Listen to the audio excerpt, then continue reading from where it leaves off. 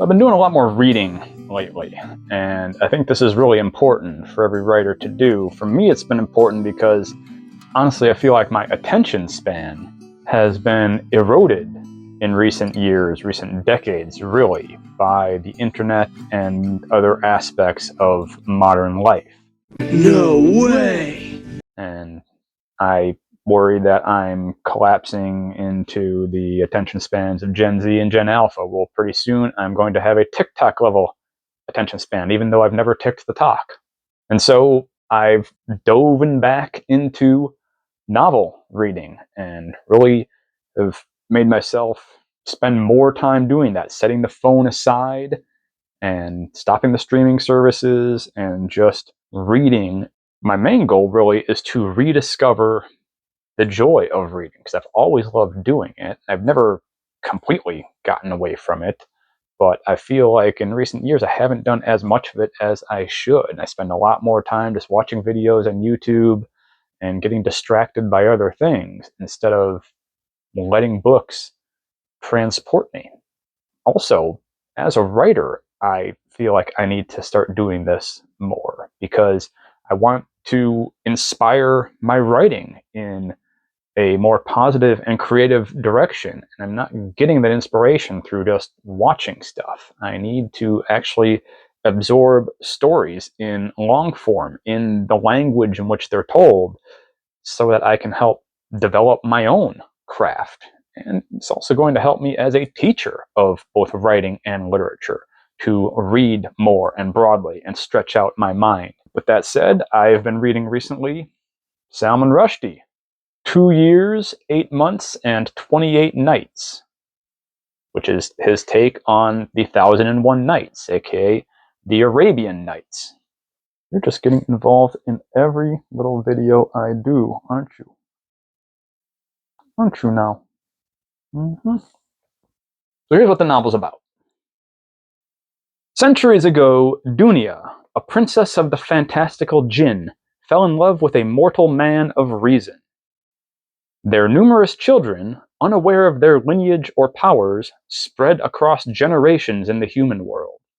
Now, in New York City after a crazy storm, some of these children are experiencing their strange gifts. A down-to-earth gardener finds that his feet no longer touch the ground. A graphic novelist sees a mysterious entity that resembles one of his own creations. A seductive gold digger is tapped to combat forces beyond imagination. The veil between the jinn and human worlds has started to lift, and Dunya's children and others will play a role in an epic war between light and dark spanning 1001 nights. It is a time of enormous upheaval, in which beliefs are challenged, silence is a disease, and a noise may contain a hidden curse. So, in this novel, Rushdie, whose work I generally like, takes on what I feel is a worthy project. He's taking an ancient Eastern myth and kind of dropping it full force on the modern Western world.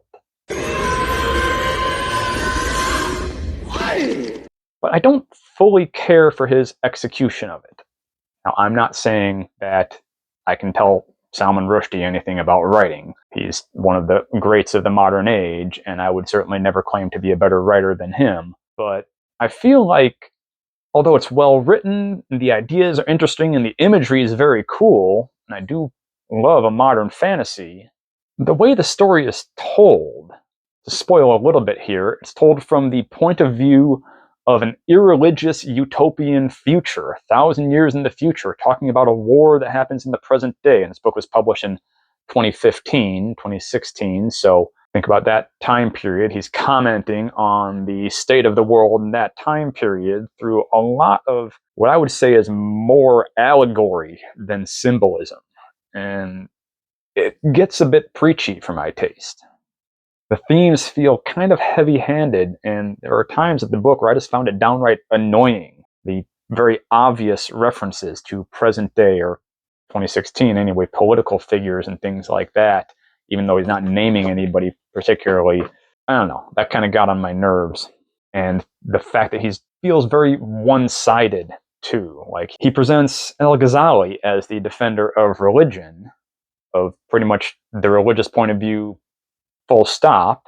And I'm a philosophy major. I studied all this stuff. I was actually considering going to graduate school and earning my PhD in philosophy. And I've read Al-Ghazali, and I've read Ibn Rushd, or Averroes, and those are the central figures, kind of, that drive the central conflict of the book. Averroes is supposed to represent the reason side, and it's basically reason against faith is the light and the dark that he is giving us, and which seems like a very, very one-sided view of both faith and reason, and the idea that simply moving beyond religion will somehow lead to a peaceful and glorious, rational utopia. I don't know. And the fact that one of his heroes is a politician who is somehow pure and is rooting out corruption, an elected politician in New York? Really? Okay. But I'm not trying to get political on any political sides here. I don't really care about the author's political positions, and I don't mind there being political themes from any perspective in a work. I just don't like when themes are given in such a heavy-handed and one-sided way that they're not really allowing the reader to wrestle with them. It's almost as if they're trying to just encourage us to argue with the author or to agree with the author. And again, this is just my personal perspective on it. I really like the idea. I really like the concept of taking the 1001 Nights and sticking it in the modern day. It's interesting to try to present the timeless themes and ideas of classical mythology in light of present-day socio-political issues. But I'd just like to see it done in a more balanced, exploratory way, rather than a heavy-handed, one-sided, preachy way. Maybe someone out there can try to tackle that. I think I'm probably going to try to write something in this vein, and I can't claim that I'm going to be able to move beyond one-sidedness or preachiness myself. I have nowhere near the talent or experience that Salman Rushdie does, and I'm not disrecommending this book. I actually do highly recommend it. Every writer should read Rushdie's work, I think, because he really does a great job of kind of combining magic and fantasy with realism. It wouldn't necessarily be called magical realism because this book is a pure modern fantasy. Magical realism tries to deal much more with the real as it is, with just magic rolled in, the way Haruki Murakami does, or other authors like that. Rushdie's definitely leaning towards the fantasy side here, and yet he's leaning towards the fantasy to be kind of anti-fantasy in a way, which I also found annoying. The conclusions of the book just turned me off. And I'd like to see somebody try to do a similar project, but from maybe a different perspective. So that's just my take on the book, just my little review.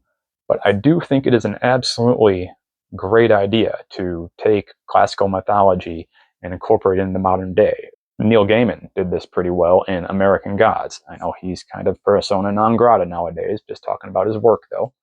But yeah, if you're into this kind of stuff, the whole world has been driven by myth and story since the dawn of human culture, and will continue to be driven by story and by the new myths that we create into the future. Those classical myths are always going to be with us and in some way shaping us. We're never going to be able to get beyond everything classical. We're just going to transform them into new shapes and new forms, as Rushdie has done here. He's attempted to do that anyway, and I think it's a worthwhile attempt. I think it's a worthy effort. Let me know what your thoughts are on this. Do you try to incorporate classical mythology into your writing? Have you tried to do this? If you've read Salman Rushdie's work, if you've read this book, what do you think of it? Put your thoughts in the comments below, and like the video and subscribe to the channel while you're down there, and please consider becoming a member of the channel. Whatever you think of my opinion on Rushdie, I do love to talk writing, and I'm trying to help writers of all different stripes to tell better stories faster. And so you'd be helping me out, and you get some cool stuff along the way for not too much money. And I'd really appreciate it. And thank you very much to my members right now.